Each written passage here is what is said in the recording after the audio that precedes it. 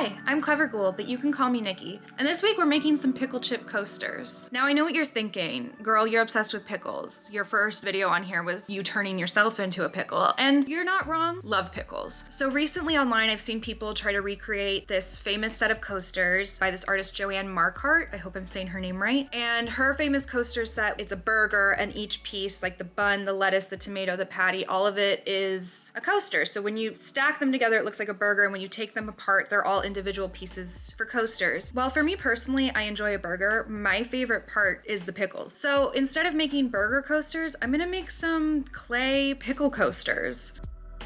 I kind of wish that I had polymer clay for this project so I could just bake it and get on with it, but I don't. What I do have on hand though is more of this air clay, and that's what I'm gonna be using to make pickle coasters. When it comes to inspiration for this project, obviously I just had to look to my fridge and look at the little pickle chips that you put on a burger. A lot of times they're crinkle cut, but I don't wanna do that for multiple reasons. The first being that I don't have a tool to get a uniform zigzag pattern on the clay, and two, the chance that it might not be level with those zigzaggy ridges would bother me. So we're just gonna make flat pickle slices, kind of like the ones you would get at McDonald's, you know? That's the kind of pickle chip we're going for. So they're gonna be round and kind of funky shaped, and then we're gonna paint them green. So let's get into it. To start, I took a ball of clay, covered it in plastic wrap, and rolled it out into a flat sheet, aiming for around 1/4 inch thickness. I placed a can on top of the clay to get an idea of the size I would need to make my coasters, and then I began to cut out a loose pickle chip shape with an X-Acto knife. I repeated this process 3 more times before dipping my fingers into water to smooth out any lumps, bumps, or cracks.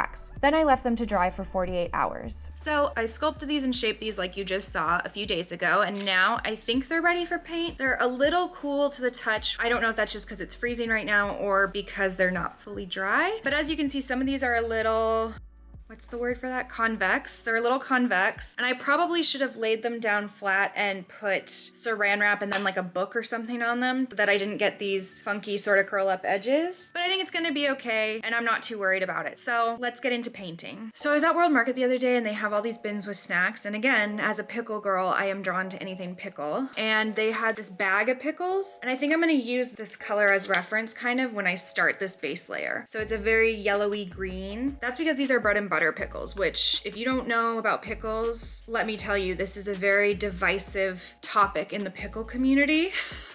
You either love these or hate these. I love them. I know people think that I'm disgusting for loving them, but I'm like, people already think I'm disgusting for loving pickles, so I really don't care. They always have this distinctive, really bright coloring, as you can see here. And also, this is not affiliated. I don't know anything about this brand, but this is what we're going with, this kind of bright yellowy green for the base. So to start off, I'm mixing this lime green craft paint with this bright yellow craft paint. I'm mixing these two together to get that bright green. Oh yeah, that's perfect. Look at that bright green. Wow, and it's going on so nicely. Look at that.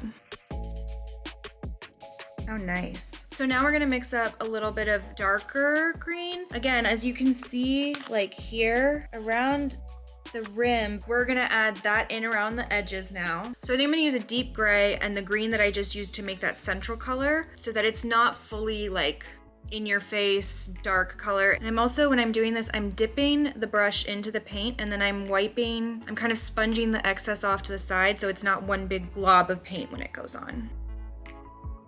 So unlike the packaging example I showed you, when I look up pictures of pickle chips, I'm noticing there is a slightly darker center, and then there's little pockets of seeds. So I think what I'm gonna do to add more dimension to these coasters so they don't just look like amoebas, I'm going to add that portion in now. So I'm gonna take a clean sponge brush and just dip that into some of this lime green paint that I have. Again, I'm gonna do what I did before and sponge the excess off so it's not just one big deposit of color as I go. Another technique I'm doing as I go is I dipped the edge of this sponge brush into a little bit of water, blotted it out on a paper towel so it wasn't soaking wet, and then I'm going around the center and dabbing. I'm taking this paper towel and I'm just kind of blotting. And then this way, this helps diffuse that center color some more.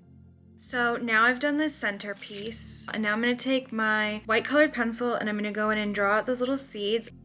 So as I mapped out the seeds and where they go, some of the paint is coming off, as you can kind of see in here. And they're also not coming up vibrant enough for me, but I do think it's a good base layer. I'm gonna take some white craft paint, thin it out with some water, and then just paint little seeds in on top of what I've done. to help, again, add some depth and make the seeds that would be on top stand out like they would. Now I'm just adding in little watered down white dots around them just to kind of imitate the little seeds that would be sitting behind some of these. Now what we're gonna do is the edges. So for that, I'm gonna mix together the lime green and then maybe a little bit of holiday green, maybe a little gray, and then we're just gonna paint along the edges of these. Eventually, when those dry, I'm probably gonna take some yellow, greeny, lime green elements that we have in the middle here, and I'm just gonna lightly sponge in the same method that I've done before, just to add that little depth that pickles do have on the outside. Now that we're all done with painting, we are going to seal this with the glossy Mod Podge, and then I'll see you in the reveal. And here they are. I had so much fun making these coasters. I may add another layer of glossy Mod Podge to amplify their wet look, but overall, I love how they turned out.